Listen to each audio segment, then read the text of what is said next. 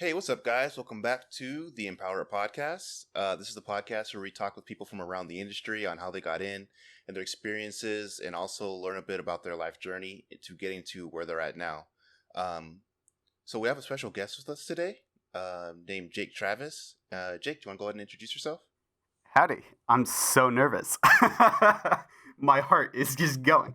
My name's Jake. I'm an environment artist over at Sony San Diego. I work on MLB and I work on stadiums mostly. So I'm a 3D artist, so I do all the Maya and all that jazz. Right on. So Sorry. first off, thank you so much for taking some time out of your busy day to have to join us on this podcast. I've known you for several years now. I remember working with you as you came in as an Yep. intern Yep. back around like 2018-ish. Yeah, it was the end of 2018, beginning of 2019. Yeah. Yeah, absolutely. And like I know that your journey into video games can provide so much value to all of the listeners out there. And I just kind of wanted to go back into your story a little bit because I know that you went to Full Sail University, hmm and I know you came in as an intern, and now you transitioned from like intern to contractor, and then from contractor to full timer. And I know that in that journey, there's so many like nuggets of wisdom that you can offer. And I know that like it's such a great story. And I was just wondering if we can kind of take it back to however far you want to go back and how did you end Oh up boy. working into industry? Oh, that's a how far do we want to go back? Hey, you know what? Um, This is your stage. We're here to help celebrate you and all of the stuff that you've done. And no matter how far back you go, there's going to be tons of valuable information for the listeners. So wherever you want to take it. Okay. So I guess, applicable experience kind of began end of high school. I graduated early, so I had like 6 months off the tail end of my senior year where I just sat home and didn't know what to do with my life. So I had a computer and I was dicking around on the computer. Ooh, can I swear? Yeah, you can do whatever you Okay. want. Okay. It won't. And I was messing around on the computer, and I was playing Assassin's Creed Black Flag, and I wanted to make a pirate ship like in the game. I wanted to make a pirate ship. I had no idea where to start with that, and I found Blender, and that kind of kicked everything off. And so I messed with Blender probably all the way through my first year of college when I went to University of South Florida, Southern Florida, USF. And I only went there for a year as an engineering major because I found myself I was spending more time trying to figure out Blender and how to make games than going to class, really. So I switched majors, switched schools, went over to Full Sail, and the rest is pretty much history. Yeah. Okay, so like going to Full Sail, like you're one of many guests that we've had that have gone to Full Sail, and it sounds like they've got a pretty damn good development program there. So can you take us into what about that school do you think helps really create amazing game devs? For me, it was the ability to go online. I needed a job. I needed to work just to support, to pay for it. Because my dumb self, my USF loans were out of state, so they were already like 30 grand for 1 year or something stupid like that. It was obnoxious. Yeah, so I really had to get going on that. So I could do the online program. And they send you back when I was going. It was the launch box, which had like a bunch of art supplies, and then it had like a MacBook in it, and it had like all of the kind of tech. It had like I think it had the Wacom tablet in it. Hmm. And so they send you a bunch of tech. But there was definitely the online that helped me stick through it and do it all because yeah, I was working at a school as a lunch lady doing like before and after care. So it was brutal work, but you can just I had breaks where I could just like for 10, 20 minutes do some homework before the next shift started, and that helped a ton. Gotcha. And then, okay, so you went to Full Sail. You obviously studied your ass off. You graduated, but before you even graduated, I think you had applied to the internship. I can't remember if it was while you were in school or after you had graduated. Could you kind of take us into that process and how did that all happen? Yeah, so for the internship, I was I was in that part of the application process where you have your little student portfolio, right? And you are shotgunning your resume all over the industry just trying to see what sticks. And so it was just happened to be one of the applications that I sent out. And then I had graduated, so there was that 6 months where loans were coming due, right?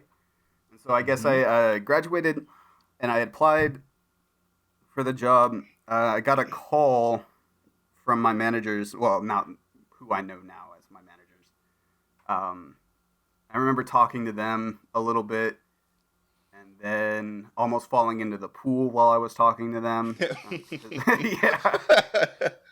And then I didn't hear anything for a couple months, and I got kind of down about it because that was like one of the first big callbacks that one of the first big people to call me back. Mm-hmm. And then I was on a little graduation present Hawaii vacation, and it was like 6 a.m. when I got the call. It was 6 a.m. there when I got the call to say, "Hey, do you want to be an intern?" I was off my chain the rest of the trip. Yeah.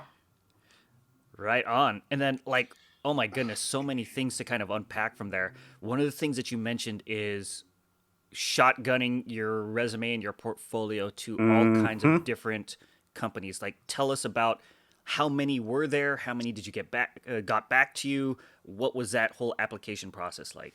Oh boy. So when you're right out of school with no applicable work experience in art, so I'm an artist, I didn't have any relevant art experience.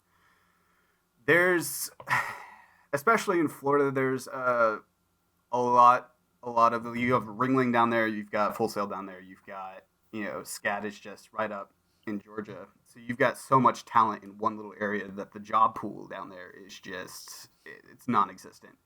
It came to the point where I was like, two things became very clear. I needed relevant work experience, and I needed to get out of Florida. Otherwise, I was never going to get a job. Because there was one company that did amusement park designs and attractions, mm-hmm. and their HR department's really good. They had one guy down there who would like tell me what was wrong with my application, what was wrong with my portfolio. That if you want to work here, do these things, and we'll take a look at you. And that was really good. That helped a lot. The second thing, there was I got a call back for this architectural visualization firm down there, and I kind of shot myself in the foot on that one, where I went in and they showed me one of their products, one of their shots of their products, and they're like, "What's wrong with it?" And in the back of my brain, the artist just kind of kicked in, and I told them everything I thought was wrong with it. Never heard from them again. So I thought, okay, it's getting pretty clear here that the job market for what I do in particular is pretty competitive. Mm-hmm. So I took a tangentially related job as a t-shirt artist, and that job was my art experience for Sony. That's what I put on my internship or on my resume for my internship as my art experience. Mm-hmm. Okay, and that place was really cool. Yeah, that place was really cool. It was like the Subway of t-shirt shops where like people would come in and like stand over your shoulders. So that really helped like thicken some skin, and that is my takeaway from that spot was the thick skin,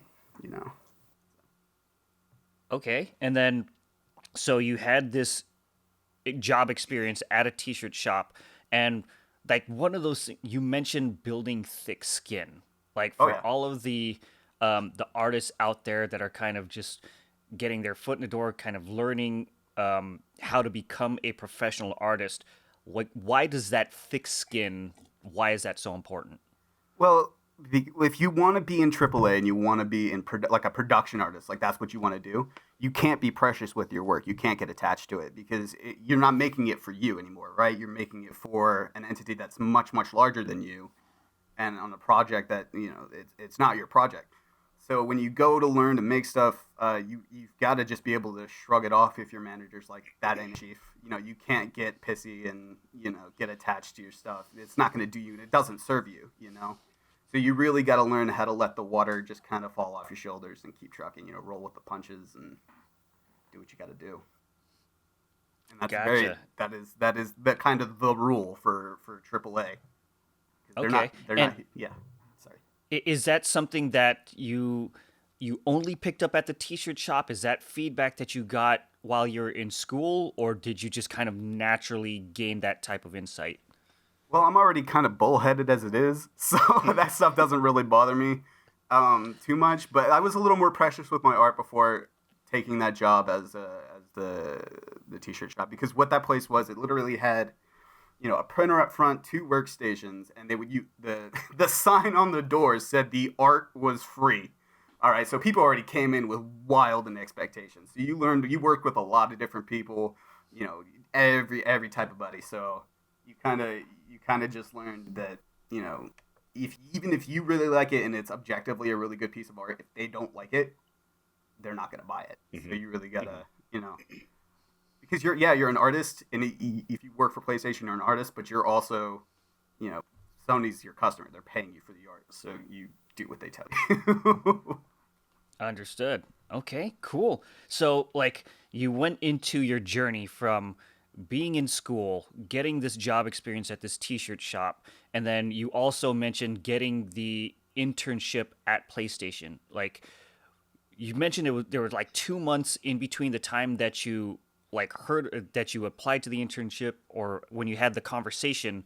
Like, can you tell us, how did you find the internship, and do you even remember that? And then when you were sending out the applications, was it just applying online, or like what did that look like for you?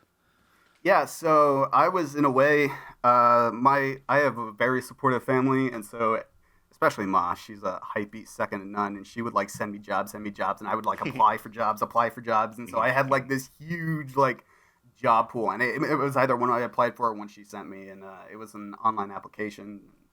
You fill it out, you attach your portfolio link, and you send it off and hope you hear something. And like, you know, sometimes you don't, but this one it did. So. Gotcha. And can you give an idea of like how many applications you sent out, if you can ballpark it? God, 40, 50 plus. Everything from, you know, Joe Blow's random animation project on the school website that he said he was going to, you know, pay $20 for, to, you know, t-shirt shops, to small you know, anything, 50 plus, easy. Okay. And then like when you obviously you applied at PlayStation, did you know anybody there beforehand? Did anybody give you kind of like a word of recommendation, or was it just one of those send it and forget it and cross your fingers and hope somebody gets back to you type of deals? Yeah, no, that's really interesting to me. It was definitely a set it and forget it. I didn't know anybody. Like, you talk about the importance of networking. I was out in the boonies, man. So Full Sail's in Orlando, or pretty close to Orlando. Mm-hmm. I was on the other side of the state, so I was pretty isolated from like the entire industry, being where I was. And yeah, it's just a lot of set and forgets and hope you get a call back. Okay, cool. Probably. And then in that process, like obviously you went through the interview process, and I was wondering, like, did you ever get any feedback on, like, out of the thousands and thousands of applicants that applied for this internship, what was it about your application that stood out to the hiring managers? Yeah, so my lead told me my interior work. Even though it's a baseball game, he looks for interiors, because in 3D, if you do like an interior space, like a room or something, that covers so much of the fundamentals. If you can pull that off and pull it off well, you know what you're doing. You know what I mean? It's pretty hard to. I mean, it's easy to mess those up, but it's hard. It's easy to learn, hard to master type thing. You know? Gotcha. And like, can you give us a little more detailed insight into what was it about the interior that you did? Because there's so many different aspects of being a great artist. Like, what are some of those details and things that you were able to put together that stood out to the managers? Yeah, it was just. I mean, it wasn't anything special. It's just a room, right? But if it's an example of something very simply done, very proficiently right, very technically right. You know, so, and I can't speak for my managers, right? But. Mm-hmm. It's emphasize the ordinary to sort of exaggerate the extraordinary. So if you can do something very simple very, very well, when you do something incredible, you know what I mean? It's gonna look really, really good, you know? Mhm. If that makes sense. Gotcha. Okay. And like, is this stuff that you had been taught in your education at Full Sail, or is it something that you picked up naturally on your own? The philosophy of it I kind of picked up on my own, but Full Sail had these. So every class when you do an online is a month long. So any subject you're learning, you do it in a month, and they had 4 or 5 portfolio classes where like that's what you would do all month is like work on a scene, you know. And so you had like 4 of those, and then you had whatever side project you were working on to kind of beef up your portfolio, right? And so that's kind of how that went. You just and then they would have like instructors that would like grade your work and your portfolio and give you feedback and stuff. And they covered a lot of the basics. I remember getting kind of frustrated with them because they would send me like YouTube links, Mhm. and I thought I looking back like I got mad at them because I'm like I'm paying for this education. Why are you sending me YouTube links? And it came back and I look back and I'm like you just don't know what you don't know. You know what I mean? And if somebody came to me and asked me something, I would 100% send them a YouTube link to, hey, this is where this information is. You learn it. You know what I mean? Because you really, you don't know what you don't know is the name of the game. Like, oh, that's a bear. Yeah. Gotcha. And like you mentioned, okay, going back to the application process and then getting the spot on the internship. I know that was absolutely huge. Do you remember what the actual interview process was like? Like, did you have to show them a portfolio? What were the types of questions that were asked of you? Do you remember any of that stuff? I remember my interview process was 1 phone call long. Oh, wow. Yeah, it was 1 phone call. They asked me, I guess I'm trying to remember. They asked me some stuff about some of the stuff they were working on, and some software they wanted to see if I was familiar with. But outside of that, they were like, "Hey, it's a baseball game. Are you okay with that?" I'm like, "Yep."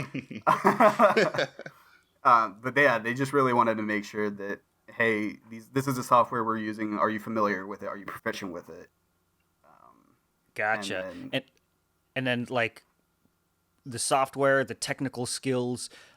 Obviously, they talked about a baseball game. Like, did you have any experience with baseball at all, or like, are you a passionate baseball fan or anything like that? What was that situation like for you? go sports ball. I wasn't really a sports guy. I'm still not really a sports guy. But prior, I mean, I'm more into baseball now than I was, right? But going into it, zero baseball experience. No, I knew nothing. I was an artist, you know. I was a very good artist. Gotcha. And you And can kind of apply that. I think that's such an important kind of piece of insight for the listeners is that sometimes people think that you have to be super passionate about the game that you're working on in order to be successful in the industry, and that's not necessarily true. Like for you, 100%. it sounds like your passion is for the art and something about that, just like that internal drive to just be an artist, and then finding your place in what's a company that can use your skill set. Like, Hmm. what are your thoughts on that? I think the most successful artists, just from the people around me, are the people who are very interested in the sort of foundational skills and the technical side of it, right? Because even if you're really, really into baseball and you're kind of an artist, that's not necessarily going to translate unless, you know, if you're a really, really good artist and kind of on baseball, right? Mm. You know, the people who are really invested in learning the skills and learning the tech and learning the software and stuff and those applicable skills are going to be infinitely better Mhm. than somebody who's like a giant Overwatch fan, goes to Full Sail, you know, kind of learns a thing, but it's like, you know, super into Overwatch and that's all they play and that's all they do. And then when Yeah. they apply to Blizzard and then Blizzard says not, because I think I applied to Blizzard like 6 times and got rejected every single one of them. But yeah, so learn your trade, learn your craft. That's what you are. You're here to be a craftsman, you know. That's what that is. And I think that's where you're going to derive most of your success is by understanding the trade.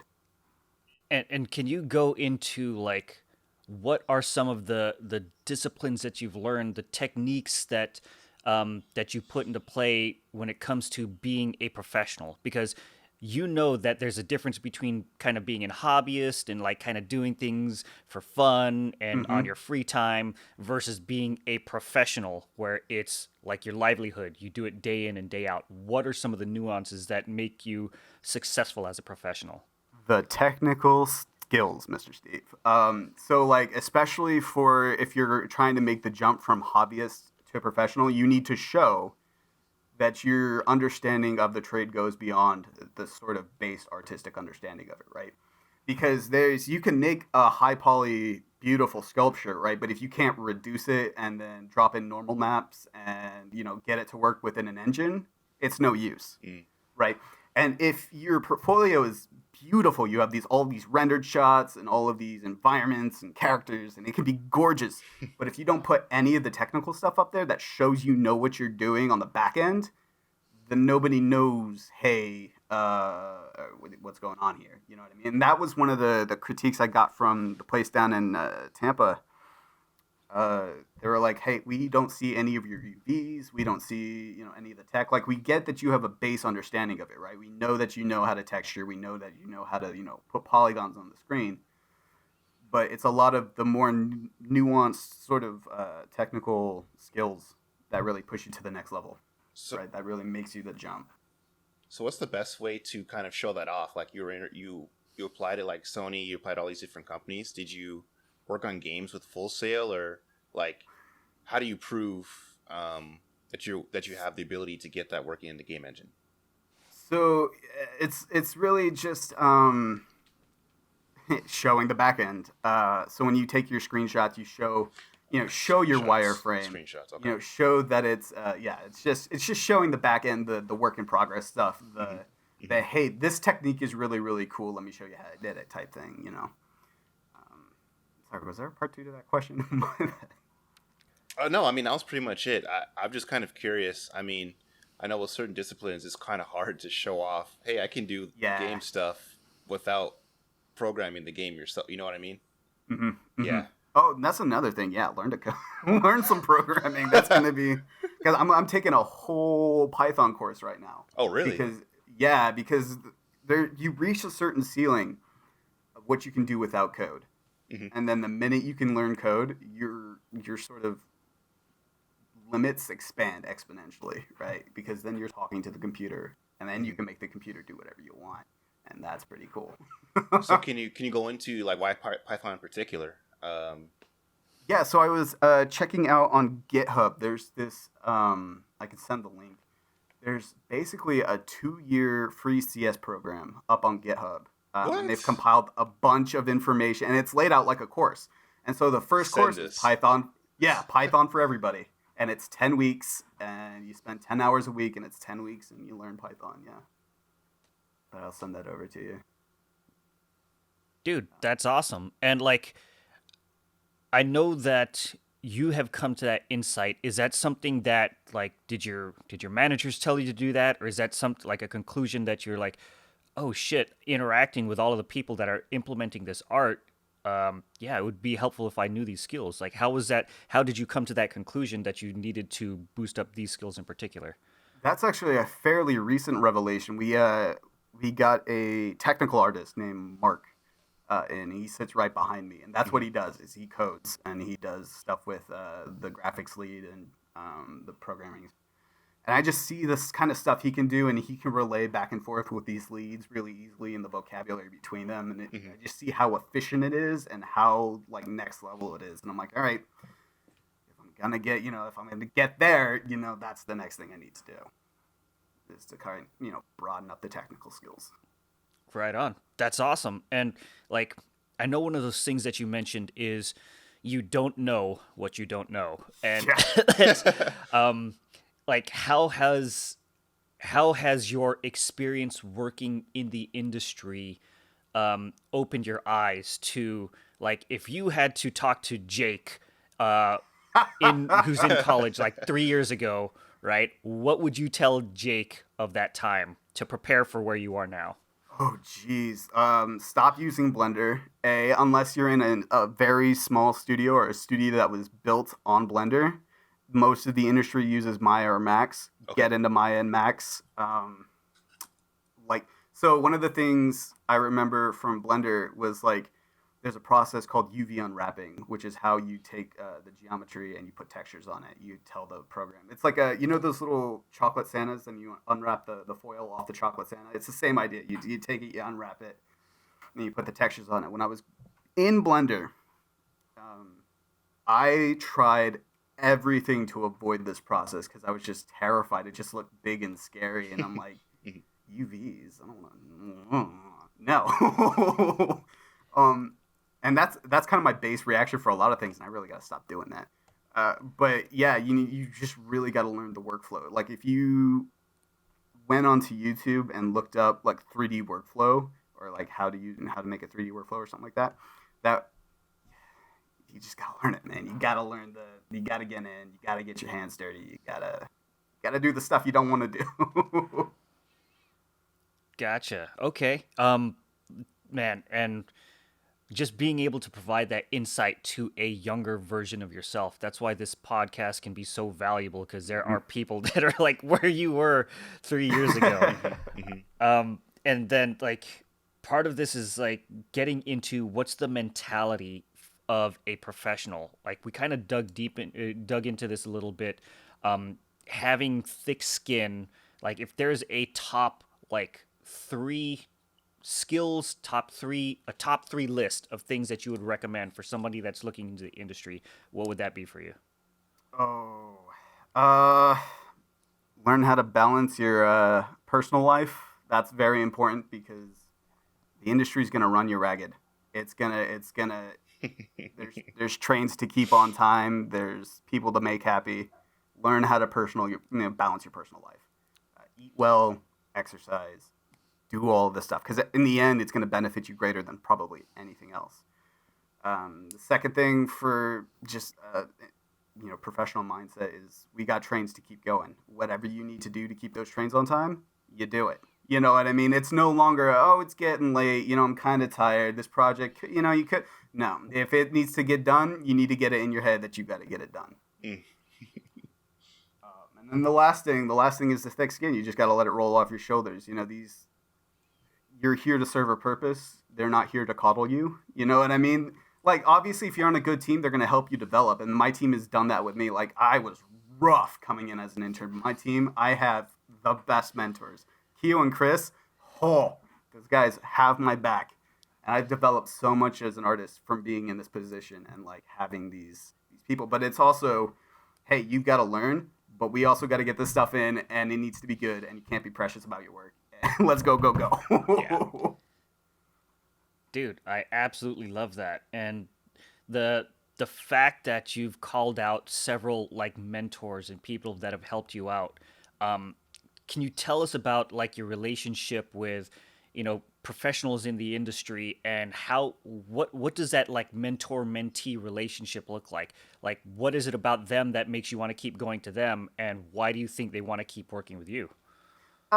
I mean, Chris and Kilo are both really chill guys. It's kind of weird because, I mean, we're really buddy, and it doesn't really feel like a mentor-mentee relationship. You know what I mean? It just feels like, hey, these are my friends on the team I can go to talk to if I have some trouble with something. That's what it feels like. It doesn't feel like they're my mentors, even though they are, even though that's where I hold them, Mm-hmm.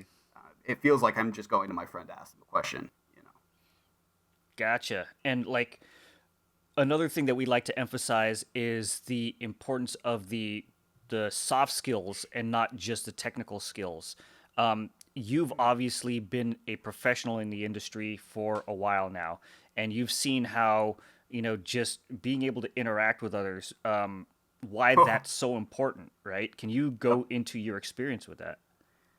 I mean, it's a lot easier to catch flies with honey than vinegar, right?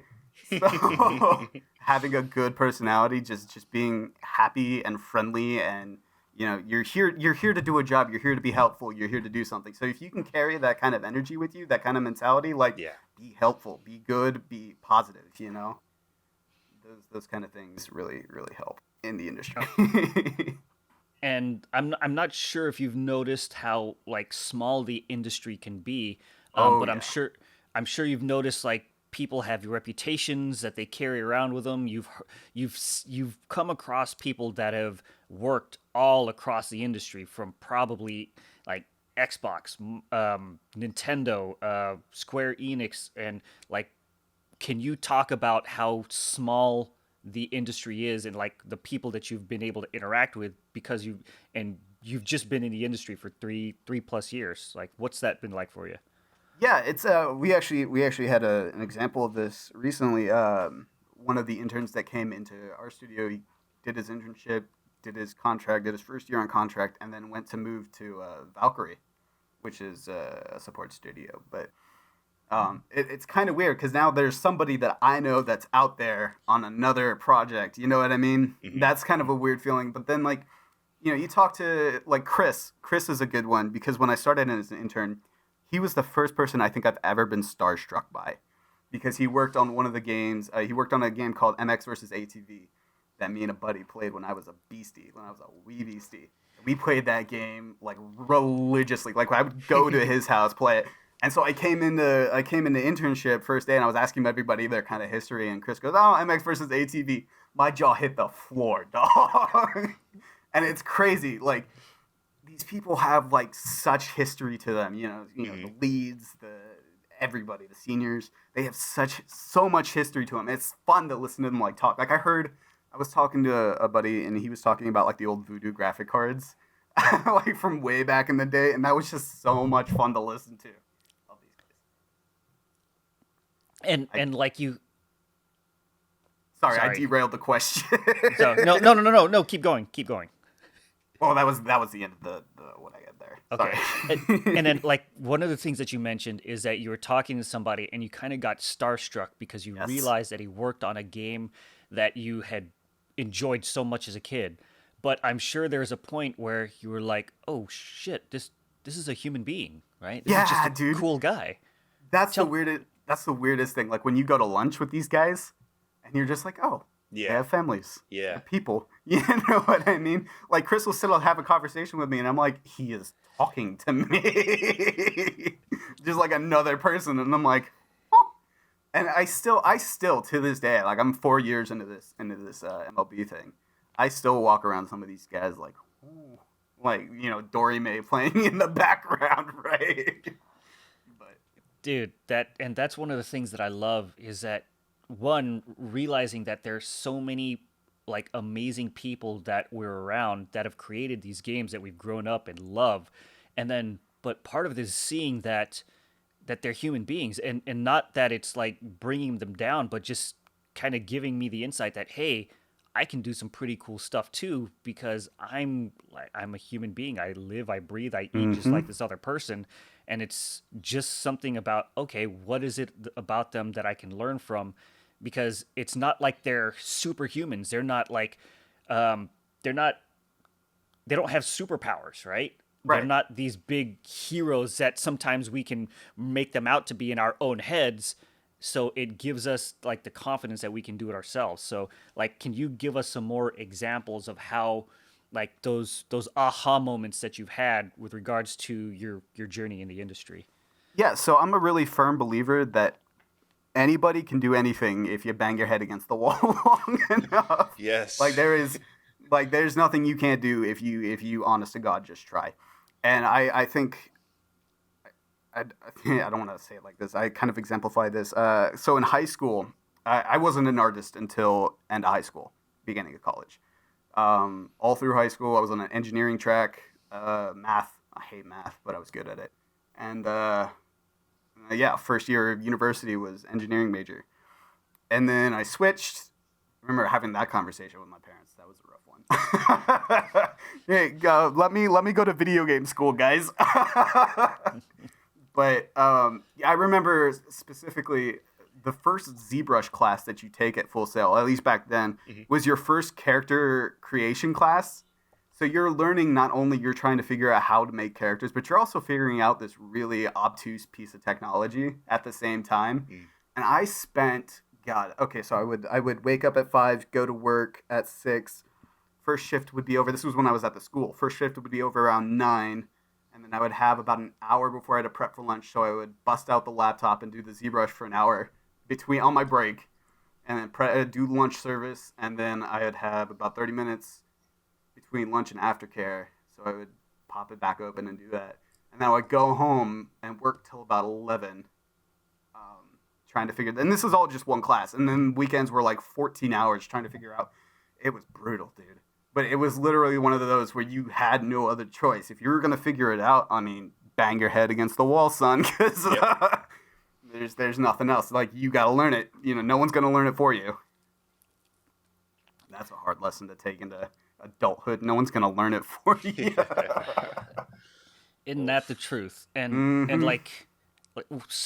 something that a lot of people don't understand is that when it comes to being a professional, like, there's so many different like challenges that you have to overcome that are not part of the, it isn't readily known, right? Like, people will see the finished product. Oh, you're working in video games now, and then, but they don't see all of the challenges that you've had to overcome, all of the difficulties, all of the, the ups and the downs. Yeah.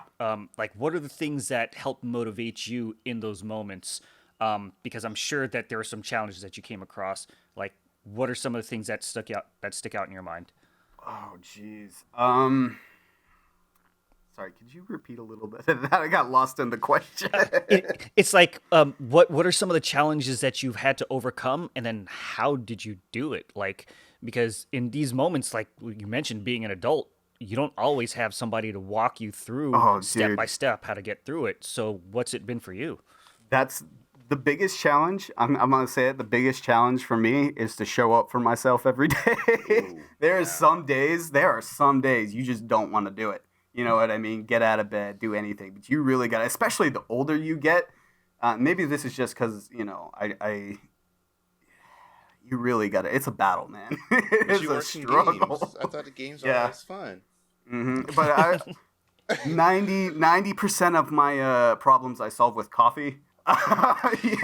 Just drink the coffee and Dude, I remember reading something about that. Yeah. Just drink the coffee and do the work, man. And that's a lot of it too. Like, a lot of the downs, there's just the sheer amount of workload between school and work, and it's there's just something that you got to have, in your gut. My folks call it a gut check, where you just got to put your head down and do the work. Mm-hmm. And that's hard. That can be hard sometimes. You just stay focused like that. And in that focus, there are a lot of, like, sometimes you got to make sacrifices, right? Mm-hmm. Like, part of the problem is, like, when people want to get into video games, they think it's, oh, I'm just going to play games all day and people are going to pay me for that. But there's a time where you had to sacrifice some things in your life, that whether it's like partying, whether it might be playing games and actually working on them. Oh, yeah. That's like, what are some of those sacrifices that you've had to consciously make, where it's like, you know what, I'm going to not spend time doing this, even though I love it, because I'm going to use that to focus on my profession? Yeah, so I have to make a conscious choice to have a bedtime every night so I can wake up on time. That's a sacrifice you need to make, because I will sit here at my computer till 2, 3 in the morning and work on stuff. That comes back to balance your life. That's something my ma tries to. I have a hard time doing it, but ma tries to drill that in my head. Mm-hmm. Balance your shit. You take care of yourself. But other than that, like, when I was in school, I stopped playing video games outside of, like, League of Legends every once in a while with my sister and my dad. Mm-hmm.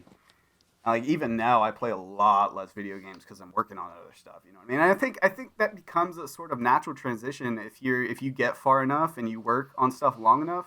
You kind of find that you derive your enjoyment in a different way than you think you would. So, like, when you enter the industry, you kind of derive your enjoyment from, like, playing the games. And, like, if you're like me, I go into YouTube and I learn all the lore about the games and I do all this stuff.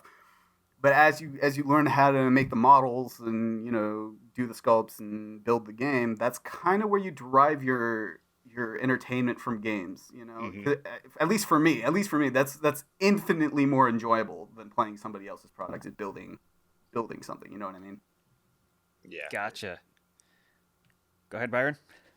No, yeah, I totally agree with that. That's something that I've found myself doing more and more frequently. I have conversations with friends who are like, dude, how do you have time for these projects?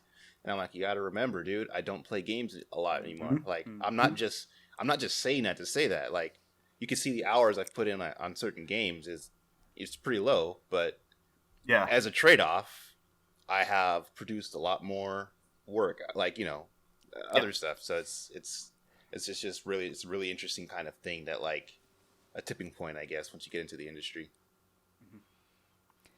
And like, I know that you are a professional environment artist, and I know one of the things that you've experienced is when you're working in the industry, you get insights into so many other different aspects of creating a game. What are some of those aha moments that you've had regarding professions that are outside of your personal expertise, like whether it's sound or producing or QA? What are some of those other things that you've learned about game development? You never have the visibility you think you do. So that's, you were talking about like production and sound. I'm going to go into management and sort of studio direction. No matter where you are and how high you think you are up, and like how much you see, you never see as much as you think you do, because there's so much going on around you that doesn't involve you.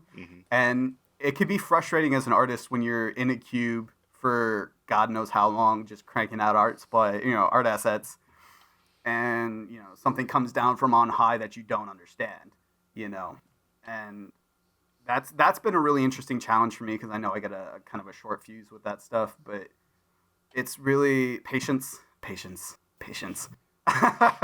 But from I learned a lot about like the production side of things. So I took some agile trainings, and like I'm friends with Lauren, who's like king of producers,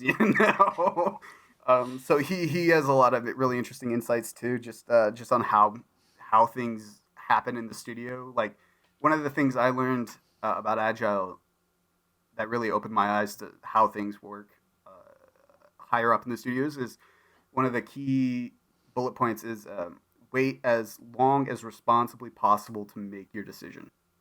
Because the longer you wait, the more information you have, the better your final decision is going to be. And the key word there is responsibly, right? So and that's where things get a little, people get frustrated and antsy, but it really helped, understand why things happen the way they happen,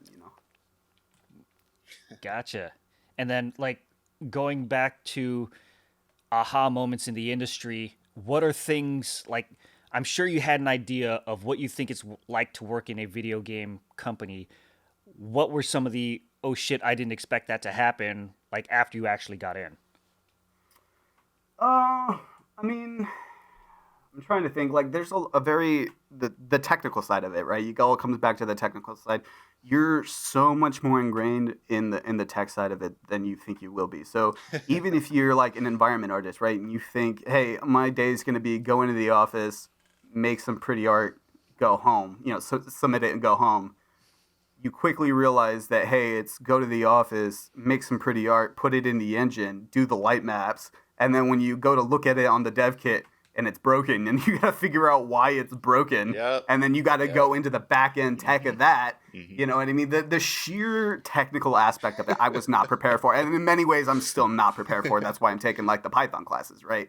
So I can like better equip myself to deal with this shit. Dude, I absolutely love that. And like so many, there's that kind of idea that everybody has of what it's like to work in video games, but when you actually get into it, it can be something completely different from what you expected. So thank you so much for giving us insight into that. Part of this is like, okay, now that you are a professional, what are some of the things that you love the most about working in video games now? I don't know, man. The snacks. They got snacks up in that city. Snacks are pretty you were there. You were there. The kombucha, hell yeah. No, I really like just going in. I like seeing everybody, damn it. It's been a while after the COVID and stuff, but people are starting to come back, and I really enjoy just talking to everybody, because everybody's got like such a different view on things, you know what I mean? Like I like talking to Andrew in the office because he's got a really kind of technical mind on things. And I really like talking to Kojo because he views things on like such a different way than I do. When I talk to him about games, he comes at me like sideways. Coach and I'm like, make you think. Yeah, he does. I love talking to him. I don't get to very often, but every now and again I see him and I'm like, hey. Man, that's so cool. Just the community of it, the people, you know. And playing with the toys, man. Obviously, the nice rigs, playing with the nice hardware that I wouldn't normally afford. That's pretty fun too. So. And like, I know that you mentioned the community aspect of working at PlayStation, and one of the things that I loved about that is I felt that the people around me genuinely cared about me. And that's something that I got at PlayStation that I hadn't had at any other job previously. I'm wondering if you had the same experience, or like how does the community at PlayStation differ from maybe employment that you've had elsewhere? Well, when you go for a job like PlayStation, you're there because you want to be there, and then you've made some great strides to get there. Right, a lot of jobs. If you're in a job that's just a job that needs, you're there for money. There's nothing holding you there. There's no reason to be like bright and peppy when you go into work if you're just there for a paycheck. If you don't like it, you know what I mean. Mm-hmm. But when you get to PlayStation, you're there because you want to be there. You're there because you've made life choices that said, "Hey, I'm going to learn these skills so I can be helpful to this team, so I can do this particular thing." And when you have that kind of mentality going into work every day, like, hey, I'm here to show up, perform, and be a part of this team, that's an entirely different mindset. You know what I mean? Yeah, and like, it's so weird that that's not something that's taught in school, at least not that I ever heard of in my education. Nah, mindset, they really need. Yeah, sorry. No, it's all good. Like just the mindset, like like being passionate about what you do, like, and having that drive. And I was wondering if that is something that's just unique to my personal education, or do you see any difference in yours? Like, what was that like for you and your educational process?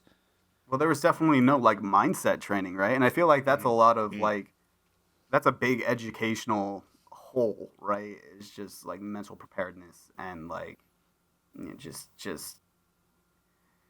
that sort of positive thinking. Like, they teach you when you're coming up in high school, and I remember this because you have the bell. It's basically a factory bell that tells you when your shift ends. You know what I mean? And they teach you, they give it to the U.S. education system. They teach you how to put your head down, do your work for your amount of time, then go home, But yeah, at no point do they be like, hey, if you're super passionate about something, you should probably... No. The whole time was like, grow up, get a job that's going to pay good, and, do your thing. Mm-hmm. But yeah. And you mentioned like mindset, that can be such a nebulous term. Like, what does that mean to you? Oh, geez. So when I started looking at mindset stuff, it was actually when you showed me the book, Atomic Habits. Mm-hmm. Or it was either Atomic Habits or Habits of Highly Effective Artists or something like that. 7 Habits of Highly Effective People, maybe?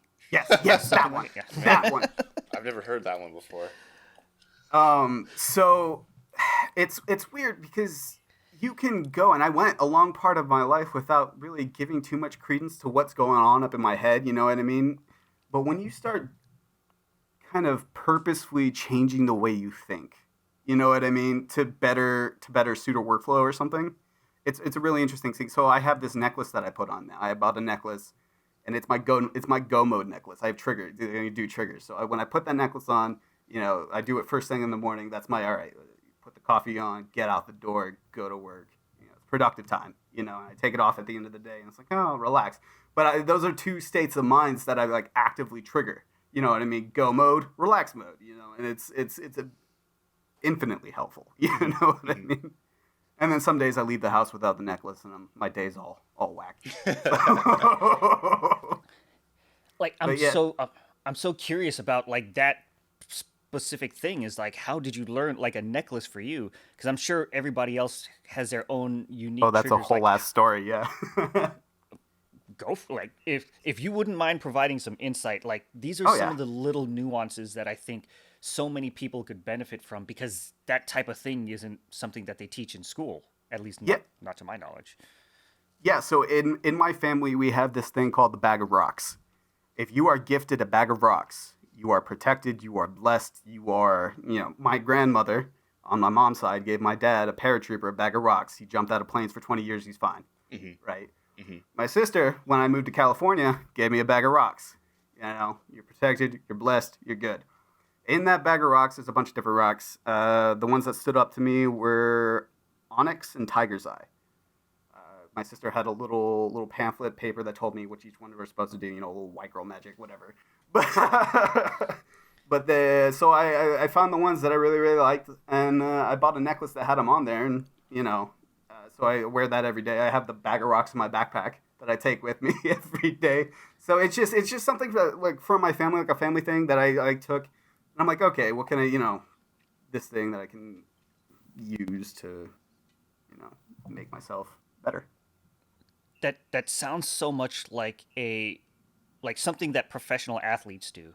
Like, I'm sure we've seen like movies where each like professional athlete will have their own specific routine in order to kind of get them in the mode to perform. Like certain boxers, you'll see that they do a little prayer, or a certain sequence of exercises. If you've seen Michael Phelps, before he went into a swimming competition in the Olympics, there's like a certain routine that he does mechanically every time that kind of puts him in the mood. Is that the same thing for you? It's triggering. It is purposefully triggering a certain mindset, a certain way of thinking that's going to help benefit what you're about to do. You know what I mean? That's exactly it. All it is a trigger that tells you, hey, it's go time. You know what I mean? That's all it is. And it makes a world of difference. If you can actively,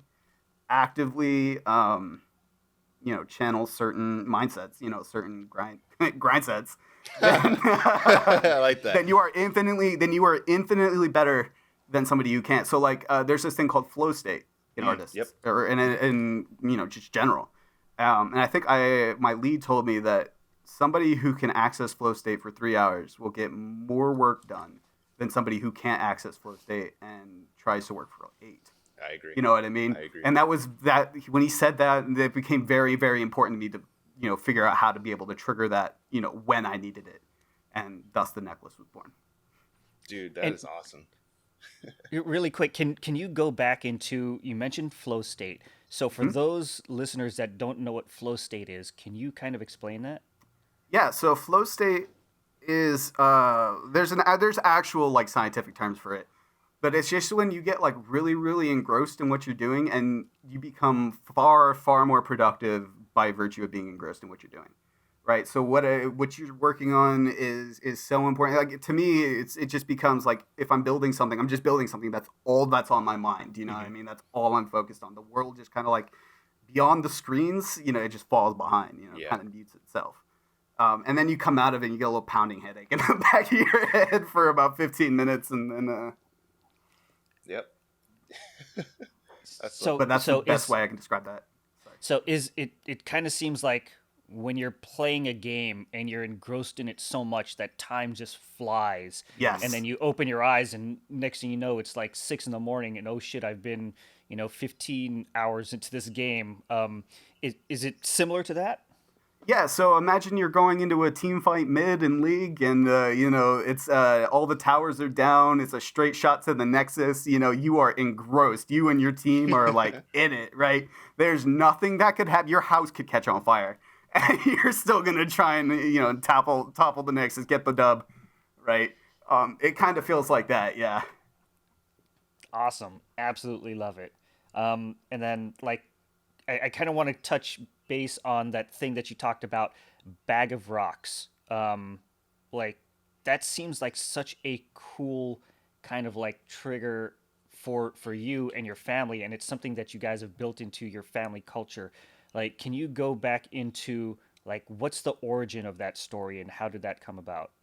Yeah, so the first I heard about it was my grandmother giving my dad the bag of rocks. That's where it originated for me. And yeah, he was a paratrooper jump master, soldier. Got deployed all the time, but man's fine, clean, right? He got out, he's got his pension, he's protected. And then I didn't even realize I got bagged or rocked until like months later. Like, my sister sent it to me for my birthday. And she sent one to me for my birthday, and then I didn't realize until a couple months later. I'm like, hey, did you bag of rocks me? And she's like, yeah. I'm like, okay. And did she select a certain rocks to put in there for you, or did she just like grab a handful from, I don't know, from a canyon and throw them into a bag, or was it like specifically designed? Yeah, it was like onyx and tiger's eye, and there's a bunch of them. And there's like magnesiite, and I don't know all the ones that are in there, but they all do something, right? Like it came with she sent like a little printed paper that told me what they all did, but I haven't committed them to memory. But they're all special rocks. Dude, I love it. Like mindset, discipline, passion for what you do. Yeah, these are all very important elements of being a professional in the industry, in the video game industry. And I just want to say, like, thank you so much for sharing your insights with us, because like this is stuff that without this we would have never known these amazing things about Mr. Jacob Travis. Mr. Byron, anything else?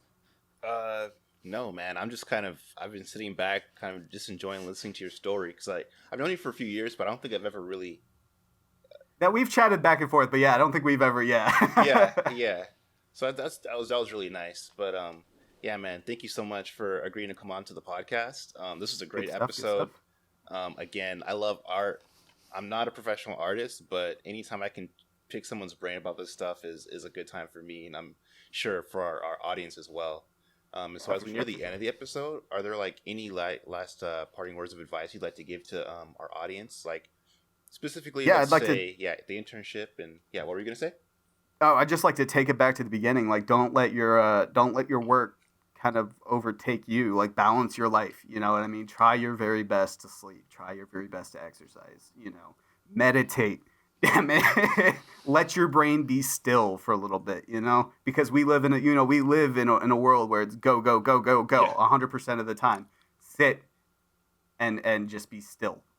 Balance. Yes. Take care of yourself, because that career is going to be all fine and good until you're not taking care of yourself and you keel over. And now your career's over here. So, dude, that's awesome. That's something I've been learning too at my new workplace. So.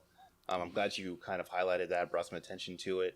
And lastly, too, where can people find you? I'll post your LinkedIn in the description, but do you have an art station or anything like that? Or do you post your stuff I'm online? actually super distant from social media. I don't like it at all. So I have a LinkedIn, but if you see me on social media or see anything that has my name on social media, it's probably out of date. Probably haven't touched it. I really don't like social media. Okay, hey, no worries, man. That probably helps you get into the flow state, less distractions. All right, man. Well, thank you so much for agreeing to come onto the podcast. But yeah, that concludes this episode of the EmpowerUp podcast. Again, this is Jake Travis. He's an environment artist. Really, really, really cool episode. And bye, guys. We'll see you on the next one. Thank you, guys. Thank you.